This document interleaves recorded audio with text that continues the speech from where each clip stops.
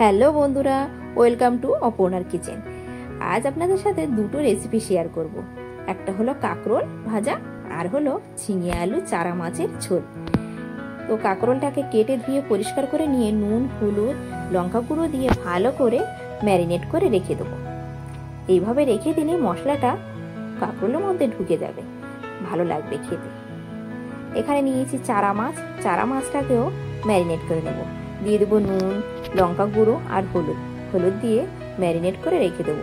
এখানে আপনাদের একটা মশলা করে দেখাচ্ছি। আদা, জিরে, কাঁচা লঙ্কা এরকম শিলনোড়ায় বেটে নেবো। নিয়ে এখানে নিয়েছি দেখুন ঝিঙে আর আলু।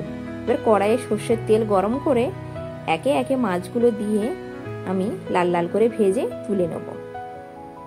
তো মাছগুলো উল্টে পাল্টে বেশি কিন্তু ভাজবো না, এটা জ্যান্ত মাছ, এই জন্য হালকা ভেজে তুলে নেব। বেশি ভাজলে মাছ ভালো লাগবে না খেতে, শক্ত হয়ে যাবে।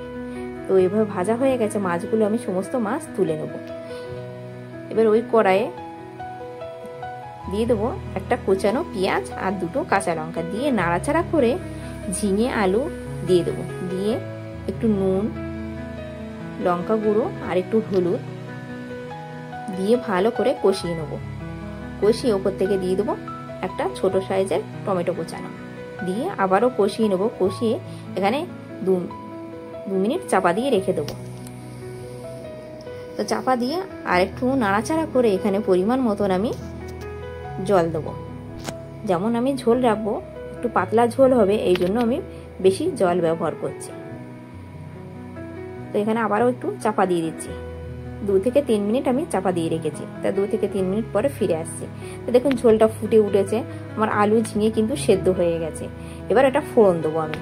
তো কড়াইয়ে নামিয়ে একটু তেল দিয়ে আর একটু কালো জিরে ফোড়ন দিয়ে দিলাম সেই আদা কাঁচা লঙ্কা বাটা। এবার ঝোলটা ঢেলে দিলাম, দিয়ে দেখুন ফুটে উঠেছে। এবার মাছগুলো দিয়ে দেবো।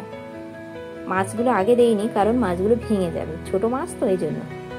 তো এখানে দেখুন ফুটিয়ে নামিয়ে নেবো। তো রেডি হয়ে গেছে আমার ঝিঙে আলু চারা মাছ কালো জিরে দিয়ে ঝোল।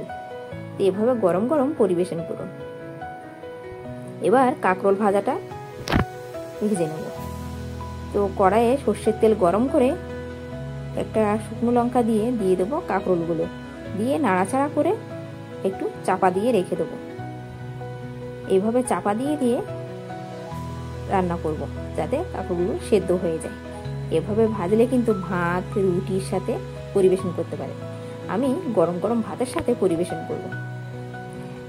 তো হয়ে গেছে কাঁকরোল ভাজা, নামিয়ে নিয়েছি। এখানে গরম ভাত নিয়েছি, এটা উচ্ছে আলু মাখা আর কাঁকরোল ভাজা আর মাছের ঝোল দিয়ে জমিয়ে দুপুরে খেয়ে নিলাম।